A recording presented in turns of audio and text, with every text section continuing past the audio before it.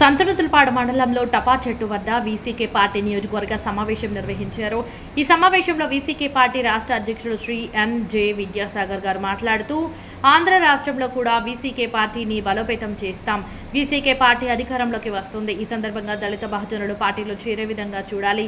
ఈ సదస్సులో జిల్లా అధ్యక్షులు ఎం. ఆదినారాయణ, నియోజకవర్గం incharge A. Venkatrao, Dammala Nageswararao, M. Seshaiah, AIM party రాష్ట్ర కార్యదర్శి, liberation Congress party Ongole incharge బాంసన్ పార్టీ నాయకుడు శ్రీ ప్రకాష్, కొత్తగా వీసీకే పార్టీలో చేరిన దండల సామ్యూల్ మరియు నాయకులు, కార్యకర్తలు తదితరులు పాల్గొని ఈ సదస్సును జయప్రదం చేశారు. హింసించి ఈ దేశం నుంచి తరిమేసిన తర్వాత మణధర్మ శాస్త్రం ద్వారా మరొకసారి మళ్ళీ సంఖ్యలు వేశారు.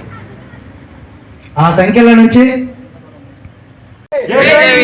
వర్ధిల్లాలి దళిత బహుజనుల ఐక్యత, వర్ధిల్లాలి దళిత బహుజనుల ఐక్యత, వర్ధిల్లాలి దళిత బహుజనుల రాజకీయ ప్రత్యామ్నాయ ప్రయత్నం. 2 సార్లు సంఖ్యలు పడ్డాయి.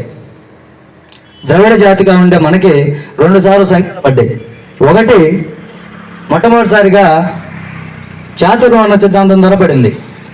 బ్రాహ్మణులు ఈ దేశంలోకి వచ్చి చాతుర్వర్ణ సిద్ధాంతం తీసుకొచ్చి బ్రహ్మను పుట్టించి మొట్టమొదటిసారిగా మనల్ని బానిసలుగా చిత్రీకరించారు. ఆ క్రమంలో కొంతకాలం గడిచిపోయిన తర్వాత